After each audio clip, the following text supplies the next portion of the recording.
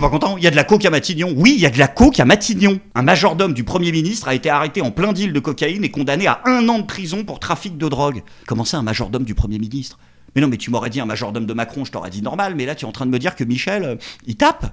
Mais c'est pas possible. Parce que si là, Michel, il est à 200%, dans son état normal, on est à quoi ? 3 sur 10 sur l'échelle Joe Biden ? Michel, fait une prise de sang quand même, hein, parce que je sais pas ce qu'ils t'ont refourgué, mais à mon avis, c'est plutôt du Doliprane. Après, c'est vrai que d'un autre côté, je me dis, il était vachement dynamique en ce moment, Michel. Oui, il a dit qu'il voulait refaire la France, si de A à Z, plafond, moquette, tout, intégral. Ah ouais, complet, ouais. Il a dit, je veux changer la France avec un plan de réforme en 5 ans. Donc, 5 ans ?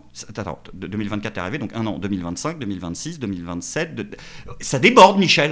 Non mais si à un moment vous avez l'intention de prendre les pleins pouvoirs, il faut le dire aux gens. C'est comme ton histoire de 49.3, là, Michel Barnier qui nous dit qu'il veut le 49.3, mais qui nous dit qu'en même temps, lol, il veut quand même la poursuite des débats. Pourquoi ? C'est-à-dire, tu te fais chier le soir, il n'y a rien à la télé, t'as envie de mater des trucs sur LCI. Et on s'étonne après que les Français soient de moins en moins attachés à la démocratie. Si, c'est un sondage là qui vient de sortir, les Français sont de moins en moins attachés à la démocratie. 7 ans quand même, hein. C'est un peu long. Hein. 7 ans pour que le peuple français soit dans le même mood que son président, c'est un peu beaucoup. Après, pour ces histoires de drogue, il va falloir lever le pied, hein, Michel, malheureusement. Et toute l'équipe d'ailleurs. Il a dit, Bruno Retailleau, faut arrêter, la situation est trop grave. Il n'y a pas de semaine, presque de journée, sans que me parviennent des éléments extrêmement grave et extrêmement inquiétant sur le narcobanditisme. Oui, mais ça c'est normal, c'est parce que tu travailles à l'Élysée aussi. Tu m'aurais dit, oui, je travaille au bois de Boulogne, merde, je vois des putes tous les jours, fais chier. Je t'aurais dit, oui, ça marche aussi pour l'Élysée. Et on est à un point de bascule. Vraiment, je vous le dis avec toutes les informations qui me parviennent quotidiennement. Ce point de bascule, il nous impose des choix. Soit il y a une mobilisation générale pour ce grand combat qui prendra des années, mais on le gagnera.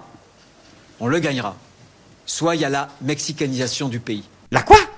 La mexicanisation ? Oh la gueule qu'elle devait avoir, la réunion de com, tu sais. Bon les gars, là, faut serrer la vis, là. Non, les éléments de langage, qu'est-ce que vous proposez ? Islamisation ? Mais non, mais c'est déjà pris par Zemmour, ça. Attendez, bougez pas.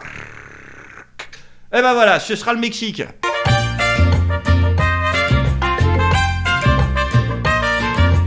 Arrête de mytho, tu vas rien faire. Pourquoi ? Pour une raison très simple. Il faut pas non plus cacher une chose.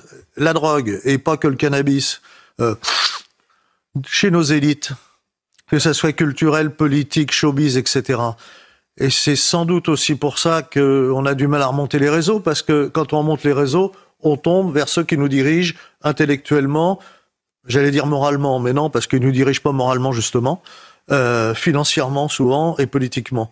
Et ça freine beaucoup les opportunités et ceux qui font le vrai travail de terrain, qui aimeraient remonter les réseaux et qui ont des blocages. Voilà, il faut à la fois le dire, parce que si on le dit pas, on n'arrivera pas à débloquer les choses. Après, heureusement, soyez rassurés, il y a quand même des politiciens courageux qui sont là pour proposer des initiatives afin de réellement changer la donne, hein, à l'image de Carl Olive, qui lui veut envoyer l'armée dans les banlieues pour, je cite, provoquer un électrochoc. Au sens figuré.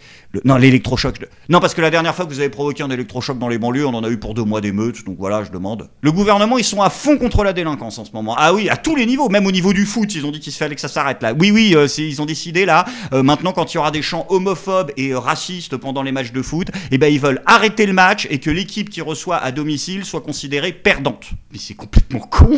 Vous en avez d'autres, des idées merveilleuses comme ça. Donc maintenant, le foot en 2024, c'est plus avoir les meilleurs joueurs, c'est plus avoir le meilleur coach, c'est plus avoir le meilleur budget, c'est avoir les meilleurs chanteurs. Du coup, je me demandais, au sein de la commu, est-ce qu'il n'y aurait pas, genre, des personnes, je cherche des profils un peu particuliers, genre, je sais pas, anciens membres du GUD, dans cette vibe-là, qui sauraient pousser la chansonnette. Hein, contactez-moi par MP. Oui, je vais peut-être réouvrir mon compte BetClick, je pense qu'il y a un petit billet à se faire. Ça doit pas être que la drogue, hein, qui les pousse à être à 200% en ce moment, les politicards. Je sais pas ce qui... Je l'ai. C'est le No Nut November. Mais si, c'est le No Nut November. Le No Nut November. Vous connaissez. Même avec l'accent, vous l'avez pas. Putain, mais vous êtes vraiment des mâles cis blancs hétéro-patriarcaux, mon cul, hein. Il y en a marre de ça. Le No Nut November, c'est le nouveau challenge des jeunes. Oui, ils ont dit, il faut faire ça maintenant. Eh ben, c'est un challenge pour le mois de novembre. Il faut pas se branler. Du tout, pendant 30 jours. C'est une sorte de ramadan de la bite. Et donc, il y a des règles, hein. Vous ne pouvez pas faire l'amour, vous masturber de quelque façon que ce soit. Vous ne pouvez pas vous pouvez regarder du porno. Vous avez le droit d'avoir des érections, mais vous ne pouvez pas vous masturber. vous pouvez regarder pour le scénario, et vous avez le droit à un seul rêve érotique. Voilà, si vous en avez plus d'un, vous êtes banni du truc. Hein, mais non, mais les rêves érotiques, le principe, c'est que tu les contrôles pas, en fait. Je sais pas si vous êtes au courant que le mois de novembre, c'est aussi le mois de l'arrêt du tabac. Hein.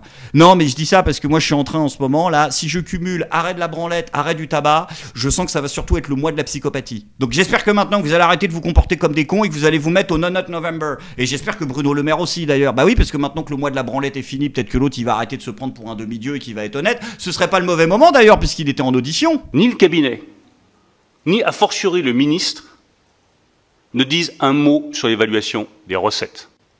Or, l'ouragan dont vous parlez parfaitement, monsieur le rapporteur général des Finances, il est lié à 80% à une erreur d'évaluation des recettes sur lesquelles le ministre ne se prononce pas. Quand on me dit que le déficit pour 2024 sera à 6,1%, c'est le choix du gouvernement actuel. Comment ça, c'est le choix du gouvernement actuel ? Mais non, mais si les mecs ils vont tabler sur un objectif à 6,6, c'est parce qu'ils peuvent pas tabler sur mieux, à cause de tes conneries.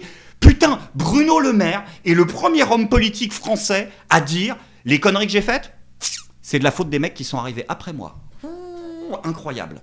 Mais monsieur le ministre, puisque vous n'êtes pas suivi, vous balancez personne en disant qui a pris la décision. Ne comptez pas sur moi mais c'est pas, pour me désolidariser bien sûr. de qui que ce soit, des hommes et des femmes avec qui j'ai travaillé pendant 7 ans. T'as vu cet homme de conviction? Ah, cette Kaira de merde. Putain, il est là, il est en train de te dire ouais, tu crois que je vais balancer? Tu crois que je suis pas une balance, moi?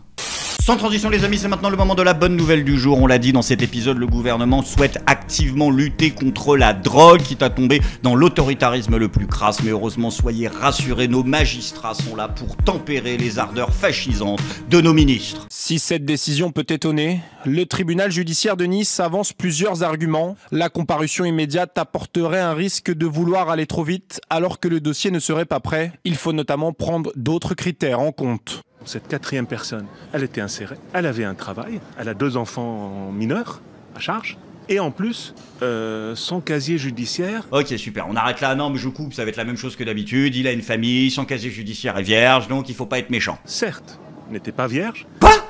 portait des condamnations très anciennes. Quand on a 2 condamnations pour des faits qui n'ont rien à voir avec le trafic de stupéfiants... Ah d'accord, c'est-à-dire que son casier est même pas vierge, mais vu que ça fait longtemps et que c'est pas des peines en rapport avec ça, du coup, carte bonus, il est perché. Oh, super. Est-ce qu'on doit aller en détention parce que la détention provisoire est demandée? Oui, bordel de merde. 15 kilos de drogue, 84 000 € en liquide, il fonce sur un policier, il le blesse en tentant de prendre la fuite. Oui, ça mérite la détention. Si vous voulez éviter des incarcérations, pourquoi pas, mais faut qu'il y ait des vraies circonstances atténuantes, si, je veux dire, il y en a. À Perpignan, par exemple, jugé pour excès de vitesse, un marabout affirme être possédé par l'esprit de Schumacher. Voilà, là, c'est... Non, mais c'est vrai qu'en plus, enfin, je veux dire, s'il y avait bien un exemple à pas prendre en ce moment, je crois que c'était bien Schumacher. Je suis pas content.